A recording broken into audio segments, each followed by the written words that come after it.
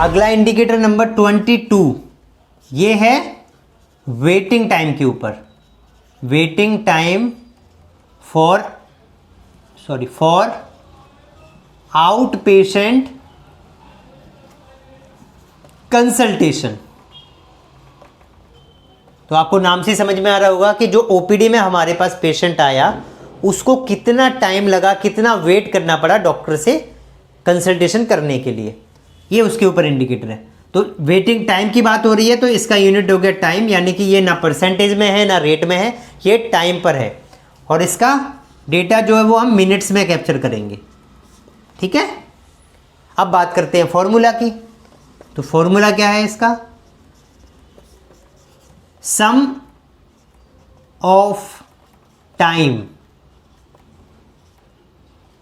Taken, या आप कह सकते हैं sum of waiting time divided by number of patient visited OPD.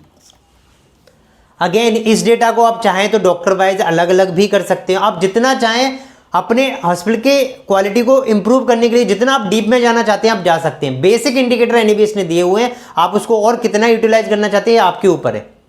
तो आप कंबाइंड करना चाहते हैं तो कंबाइंड के लिए सिंपल ये फॉर्मूला है एनएबीएच का। कितने पेशेंट्स, टोटल पेशेंट्स आपकी सारी ओपीडी का एनईपीएट्स जितने भी ओपीडी हैं, सारी ओपीडी में कितने पेशेंट्स आए वो आपने डेटा यहाँ पर नंबर ऑफ पेशेंट लिख दिया और आपने टोटल टाइम को ऐड कर दिया कि मान लीजिए एक पेशेंट को 10 मिनट लगे, दूसरे को 15 लगे, तीसरे को 7 मिनट लगे, एक को 6 मिनट लगे, सबको प्लस कर दिया तो वो सम हो गया आपका सारे पेशेंट्स को कितना वेटिंग टाइम लगा। ये आप क्लियर हो गया। अब वेटिंग टाइम कैसे कैलकुलेट करते हैं वो समझ लीजिए आप। सो वेटिंग टाइम जो है वो हम कैसे कैप्चर करेंगे? अगर पेशेंट का अपॉइंटमेंट है,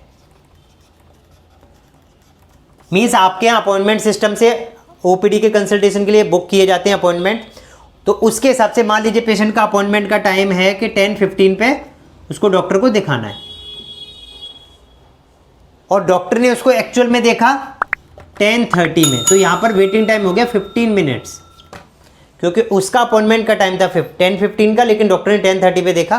तो यहां से टाइम शुरू हो गया कि उसका अपॉइंटमेंट टाइम से जितना डिले होगा, अब वो पेशेंट ही डिले आया तो उसको नहीं माना जाएगा। पेशेंट ही 10:30 बजे आया तो थोड़ी ना वेटिंग टाइम हुआ वो।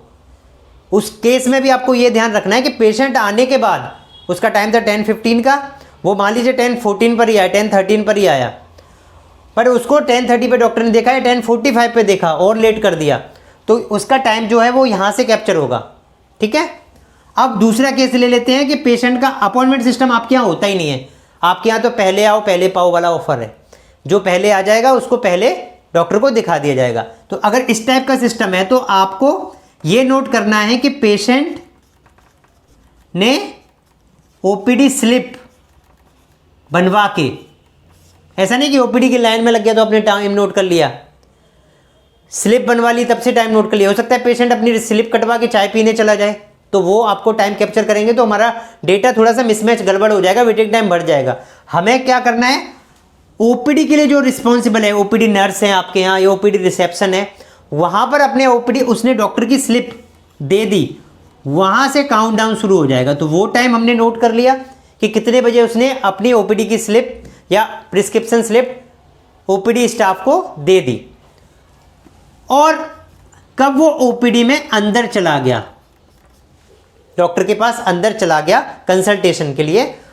वो टाइम मान लीजिए 10, अगेन वही ले लेता हूं मैं, 10:15 पर पेशेंट ने स्लिप दी और 10:13 पर वो अंदर गया, तो उसका वेटिंग टाइम हो गया 15 मिनट।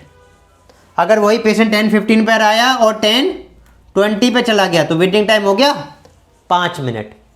तो इस तरीके से करके आप डेटा कैप्चर करते हैं। इसका रिसोर्स क्या है?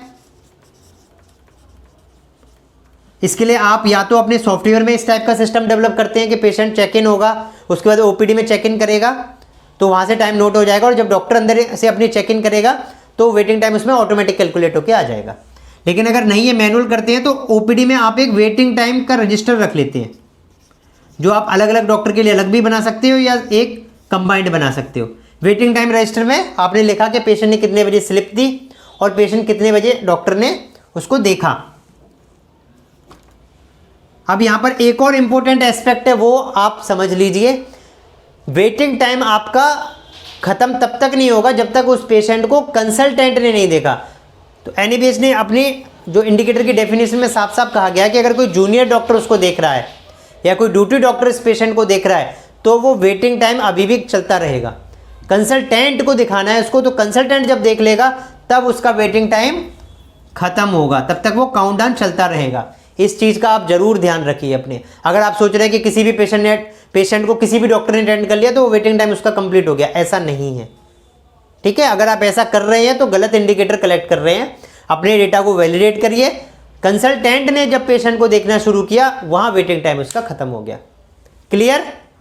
चलिए।